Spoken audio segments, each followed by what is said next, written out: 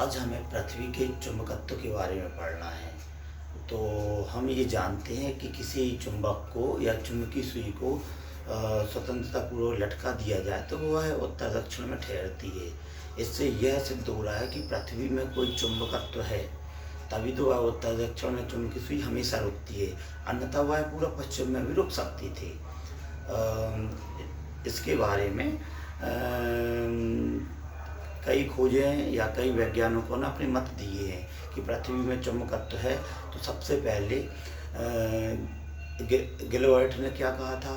Gilbert नाम के व्यक्ति ने कहा था कि पृथ्वी के केंद्र में एक भारी चुंबक है, पृथ्वी के केंद्र में, इसलिए संपूर्ण पृथ्वी में चुंबकत्व का गुण होता है। तो फिर कई लोगों ने कहा कि भाई केंद्र में है तो पूरा पश्चिम में क्यों नहीं रुक रही, तो ये गलत सिद्ध हो गया। फिर इसके बाद गिलबर्ट के बाद एल्सेसर आए। इन्होंने कहा कि पृथ्वी है जो पृथ्वी के केंद्र पर नहीं, पूरी पृथ्वी पर हर जगह, मतलब बीचों बीच केंद्र पर, सतह पर हर जगह चुंबकीय पदार्थ या लोह पदार्थ हैं, इसलिए पृथ्वी में चुंबकत्व है।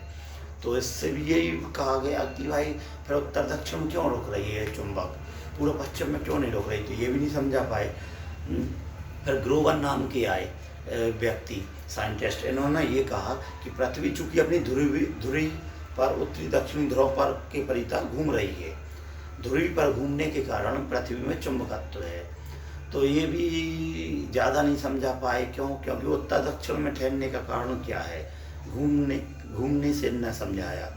फिर जो आज की डेट में जो मत चलता है वो अज्ञात है, किसने कहा, वो ये चलता है कि पृथ्वी घूम रही है, ये तो हम जानते हैं। तो आयनमंडल 300-400 किलोमीटर की ऊंचाई पर है, वहाँ से हवा चल रही है, तो वायु कैसी हो जाती है, आवेशित हो जाती है। तो आवेशित वायु कहाँ का आई, पृथ्वी पर आई, जिसमें लोह पदार्थ हैं। तो हम जानते हैं कि विद्युत के कारण चुंबकीय क्षेत्र उत्पन्न हो जाता है। ऑस्टेड ने बताया था, ऑस्टेड के प्रयोग यूनिट 3 में पढ़ चुके हैं। तो आवेशित हुई, इससे हुई विद्युत से, पवन से उत्पन्न हुआ चुंबकीय क्षेत्र। तो चुंबकीय क्षेत्र के कारण लोह पदार्थ में चुंबक आ गई पृथ्वी में। अभी तक ये कहा जा चुका है और कई खोजें अभी चल रही हैं, सही डिसीजन उत्तर दक्षिण में चुंबकत्व आता है इसके संबंध में। तो हमारे लिए इसी के बारे में पढ़ना है, चुंबकीय तत्व क्या होते हैं। तो ये देखें पहले, चुंबक क्या होती है। चुंबक क्या होती है, यह एशिया माइनर स्थान पर इसे खोजा गया था एक पदार्थ, आयरन का अयस्क मैग्नेटाइट Fe2O3। इसमें देखा गया कि यह लोहे की वस्तुओं को अपनी ओर आकर्षित करता है, इसलिए एशिया माइनर नाम के स्थान पर पाए जाने के कारण इसे मैग्नेट कहा, और जिसमें लोहे की वस्तुओं को आकर्षित करने का गुण आ गया, इस गुण को उन्होंने विद्युत कहा, चुंबकत्व कहा, गुण को चुंबकत्व मैग्नेटिक, और जिस वस्तु में ये गुण आ गया उसे चुंबक कहा। तो भूचुंबकीय तत्व क्या होते हैं, जैसे भौगोलिक अक्ष क्या होती है, तो पृथ्वी की भौगोलिक अक्ष ये होती है ईस्ट वेस्ट नॉर्थ साउथ। तो पृथ्वी की उत्तरी ध्रुव और दक्षिण ध्रुव को मिलाने वाली काल्पनिक रेखा, ये सही में तो है नहीं, तो ये काल्पनिक रेखा है जो ये कहलाती भौगोलिक अक्ष। पृथ्वी की भौगोलिक अक्षों को मिलाने वाली रेखा भौगोलिक अक्ष कहलाती है, और इसी से बन जाता है भौगोलिक यामोत्तर। भौगोलिक याम्योत्तर क्या कहलाता है, याम्योत्तर। तो वह तल, ये भौगोलिक अक्ष है, अब इसका उत्तर यानी कि इसकी लंबवत वाला तल, तो क्या होगा, उत्तर दक्षिण से मतलब हमें, तो ऐसा तल जो भौगोलिक अक्ष से गुजरता है और भौगोलिक अक्ष के लंबवत होता है, मतलब ये क्या कहलाता है, भौगोलिक यामोत्तर कहलाता है। ये तल भौगोलिक यामोत्तर कहलाता है, ठीक है। इसी प्रकार अब एक नई परिभाषा आती है भौगोलिक यामोत्तर के बाद, चुंबकीय अक्ष क्या कहलाती है, चुंबकीय अक्ष। तो ये स्थिति तो हम अध्ययन करने के लिए ईस्ट वेस्ट नॉर्थ साउथ के हिसाब से बनाते हैं, लेकिन होता क्या है, पृथ्वी है जो अपनी धुरी से कुछ डिग्री झुकी हुई है, लगभग 17 डिग्री झुकी होने के कारण भौगोलिक अक्ष अलग हो जाते हैं और पृथ्वी का चुंबकत्व तिरछा हो जाता है। तो क्या होगा, पृथ्वी झुकी होने के कारण जो ध्रुव आएंगे उनको मिलाने वाली रेखा को क्या कहेंगे, चुंबकीय अक्ष। चुंबकीय अक्ष अब ये हो जाएगा, ये भौगोलिक अक्ष है। तो इसी प्रकार चुंबकीय अक्ष से चुंबकीय यामोत्तर बन जाता है। चुंबकीय यामोत्तर ये क्या है, ऐसा तल जो चुंबकीय अक्ष से गुजरे और चुंबकीय अक्ष की लंबवत हो, मतलब ऐसा कुछ। ये तल ये क्या कहलाएगा, चुंबकीय यामोत्तर कहलाता है। ये वाला तल जो चुंबक की अक्ष से गुजरे और उसके लंबवत हो। तो भौगोलिक अक्ष से भौगोलिक यामोत्तर लंबवत वाला तल, चुंबकीय अक्ष से लंबवत वाला तल जो इससे गुजरे चुंबकीय यामोत्तर कहलाता है। तो इनका उपयोग क्या है, भौगोलिक यामोत्तर ये हो जाएगा नीचे, भौगोलिक यामोत्तर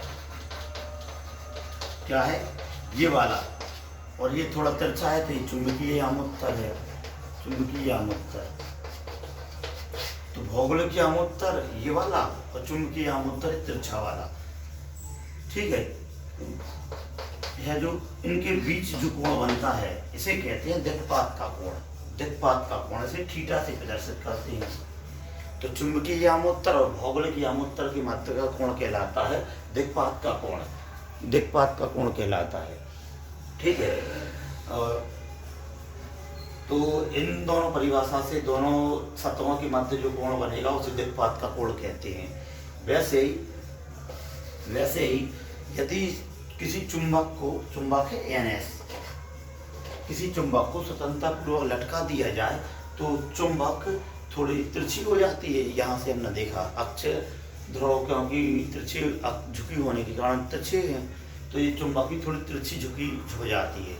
तो इससे हम ये बता सकते हैं किसी चुंबक को स्वतंत्रतापूर्वक लटकाने पर वह क्षैतिज के साथ जो कोण बनाती है, ये बना रही कोण, तो इस कोण को कहते हैं नमन कोण या डिप एंगल। इस कोण क्या कहते हैं, नमन कोण कहते हैं। स्वतंत्रतापूर्वक चुंबक को लटका दिया जाए तो पृथ्वी के क्षैतिज के साथ जो कोण बनाती है उसे नमन कोण कहते हैं, नमन कोण, ठीक है। तो नमन कोण का मान अक्ष पर कितना, ध्रुवों पर कितना होगा, ध्रुव होते हैं ऊपर ऊपर नीचे, तो नमन कोण का मान 90 डिग्री होता है। किस पर, ध्रुवों पर नमन कोण का मान 90 डिग्री होगा और किसके, क्षैतिज में, क्षैतिज में ये कोई कोण नहीं बनाएगी तो क्षैतिज में इस नमन कोण का मान 0 होता है, ठीक है। इसी प्रकार हम एक और डिफाइन कर सकते हैं, क्या,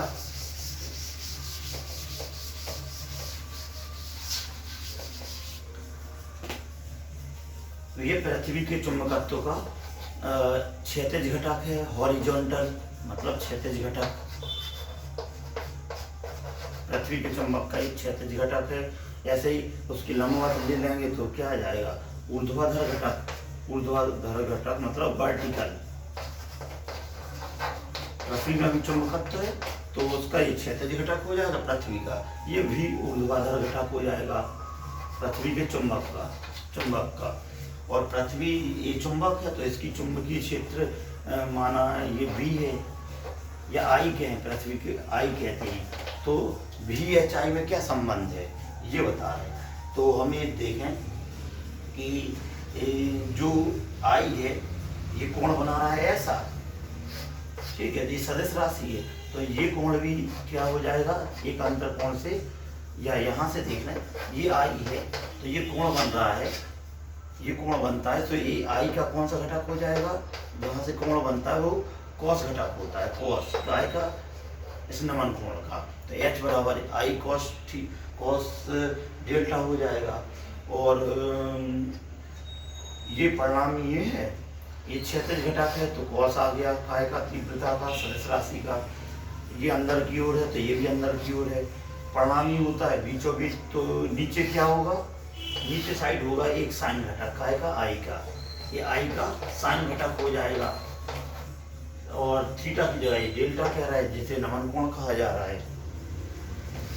यहाँ देखो ये, ठीक है। और इसकी दिशा कहाँ की ओर होगी, ये अंदर की ओर है यानी ऊपर की ओर, तो ये भी ऊपर की ओर हो जाएगी। इससे एक बात समझ में आ रही है, पृथ्वी के चुंबकीय किसी चुंबक के चुंबकीय क्षेत्र को दो घटकों में तोड़ा जा सकता है। एच कहलाता है क्षैतिज घटक पृथ्वी का, तो वो उस चुंबक की तीव्रता का कॉस घटक हो जाती है, और जो वर्टिकल है ऊर्ध्वाधर वो हो जाता है इसका साइन घटक। साइन घटक उस कोण का मतलब नमन कोण का। ठीक है, ऐसे कोई एक समीकरण बना दें, ऐसे दो बना दें, और इस साइन स्क्वायर कॉस स्क्वायर को जोड़ दिया जाए तो 1 बन जाता है। तो हम इन समीकरणों को क्या करेंगे, दोनों को वर्ग करके जोड़ देंगे। तो एच वर्ग वी वर्ग, तो यहाँ आ जाएगा आई वर्ग कॉस स्क्वायर डेल्टा प्लस आई स्क्वायर साइन स्क्वायर डेल्टा। तो आई स्क्वायर कॉमन ले लें तो साइन स्क्वायर कॉस स्क्वायर बचेगा, जो हो जाएगा 1। तो वी एच आई में ये संबंध होता है इतना। ठीक है, पहले तो हम लिख सकते हैं क्या, cos square delta plus sine square delta. ठीक है, तो साइन स्क्वायर कॉस स्क्वायर 1 होता है इतने का, तो ये आ गया आई स्क्वायर। आई स्क्वायर मतलब डायरेक्ट यहाँ लेते हैं आई स्क्वायर। तो ये वी स्क्वायर और एच स्क्वायर भी संबंध है। तो ये वी एच आई में संबंध बहुत इम्पोर्टेंट होता है। ये कैसे निकाला, बहुत सरल सा तरीका है, तीव्रता को दो घटकों में विभाजित करके।